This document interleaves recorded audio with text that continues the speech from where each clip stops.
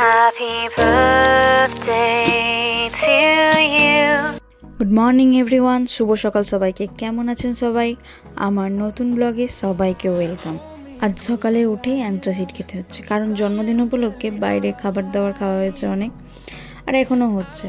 তারপরে কিছুক্ষণ বই নিয়ে বসেছিলাম পড়ার জন্য। তার মধ্যে দিদি এলো কিছু কাজের বিষয়ে আলোচনা করার জন্য, তো কাজের নিয়ে কথা বলছিলাম।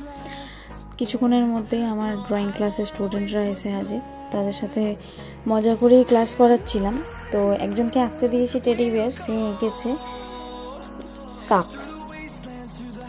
কি বলা উচিত সেটা জানি না, কাক না হলে ব্যাঙ কিছু একটা এঁকেছে, দেখলেই বুঝতে পারবেন। এই যে দেন হঠাৎ করেই দেখি বন্ধুরা সারপ্রাইজ দিতে এসেছে। কিসের সারপ্রাইজ? না, বার্থডে কেক তাদের সাথে কাটা হয়নি, তো তারা সারপ্রাইজ দিতে চলে এসেছে।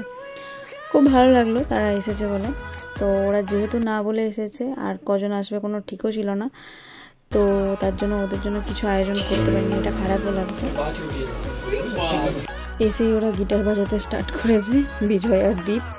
পাশে খানিকক্ষণ সন্দীপও তালে তাল দিচ্ছিল।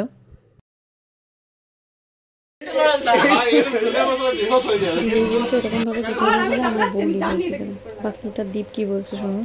এইসব ইউটিউবে আসবে, আমি ভাইরাল হয়ে যাবো, তখন আমাকে দেখতে হবে। তো দেখতে হবে, কলকাতায় বড় বড় অর্গানাইজেশন গুলো ডাকবে, দীপ তুমি কোথায়, এইখানে এসো, এই গান আমার শুনতে পাও। বাবারে আমি দোকান দিচ্ছি, বয়ের দোকান দিচ্ছি, আমি একটা বয়ের দোকান দিচ্ছি। যা বাজাচ্ছে কোন সময় দেখো তার শিখে গেছে তারটা ছিঁড়ে যাবে।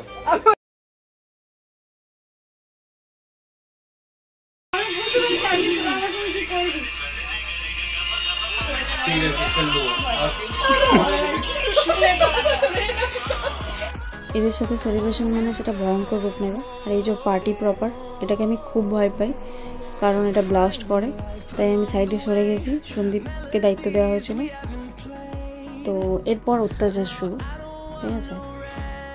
এই যে স্নো স্প্রে দেওয়া স্টার্ট। স্নো স্প্রে নিয়ে এসেছিলো না এরা, মানে বালতি ভরে সাবান বই নিয়ে এসেছিলো জানি না, পুরো মানে মাথা ফেস আমার কভার করে দিয়েছে।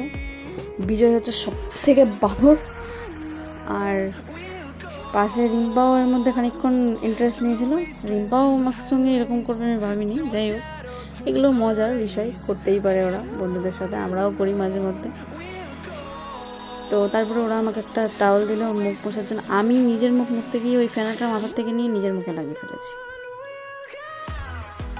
তারপরে এইসব করার পরে ওদেরকে কেক টেক খাইয়ে খানিকক্ষণ আনন্দ ফুর্তি করলাম, ওদের সাথে খানিকক্ষণ গল্প গুজব করলাম, আর সময়টা বেশ অনেকক্ষণ ভালোই কাটলো।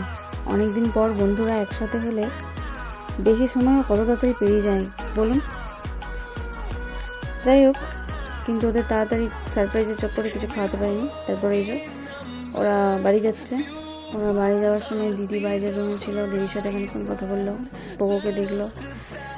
তো সন্দীপ বলছিল দিদিকে যে এখন তো কিছুই জ্বালায়নি, এরপরে জ্বালাবে। ওই যে একজন মহিলা আমাকে টাটা করছেন, আবার ফ্লাইং কিসও দিলেন। বাহ! আর এই তোমাকে মারতে পারলে মাঝে, তারপরে আবার কালকে বেরোবি বলছিস,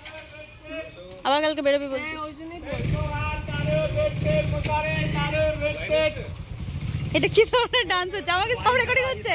ওরা টাটা দিয়ে মুখ ভেঞ্চকে চলে গেল বাড়ি। যাই হোক, আর দেবী একটু আগেই বেরিয়ে গেছে। তারপর আমি রুমে এসে আমার নিজের রুমের বিছানার চাদর এবং বিছানা গুছিয়ে ফেললাম। তারপর দুপুরবেলায় দিদির ননদের ফ্যামিলির সবাই বাড়িতে এসেছিল দিদির মেয়েকে পোকোকে দেখতে। তারাও কিছুক্ষণের মধ্যেই চলে গেছিল। তারপর সন্ধ্যে 7:30টার সময় আমি গেছিলাম দেবীদের বাড়ি একটু চুলে স্টাইল করার জন্য, এবং কাকিমার সাথে কথা বলছিলাম ওটা। তারপর আমি বাড়ি এলাম। বাড়ি এসে মা বলেছিল আমাকে হেল্প করতে, মা আজকে লুচি বানাবে। তো বাড়ি এসে ফ্রেশ ট্রেশ হয়ে আমি যখন যাই লুচি বানানোর জন্য, দেখি মায়ের এখনও পর্যন্ত আটাই মাখা হয়নি, মানে ময়দা মাখা হয়নি। তারপর দেখি যে দিদি পোকোকে নিয়ে ঘুরে বেড়াচ্ছে, আর উনি বহাল তবিয়তে মায়ের কোলে যাবে ঘুরে বেড়াচ্ছেন। তারপর মায়ের লিচি কাটা হয়ে গেছিলো আটা ময়দা মেখে। তো আমি তারপর লুচিগুলো বেড়ে দিলাম এবং মা সেগুলোকে তাড়াতাড়ি করে ছাঁকলো। মানে রাত হয়েছিল অনেক, মোটামুটি 9টা বেজে গেছিলো।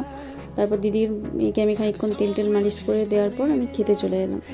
খাওয়া দাওয়া কমপ্লিট হওয়ার পর খুব মিষ্টি খেতে ইচ্ছা করছিল। এবারে মিষ্টি জিনিস আমি খুব একটা রেগুলার খাই না। তারপর মা ছানা করেছিল, ছানাটা নিয়ে আমি আমার রুমে চলে যাই।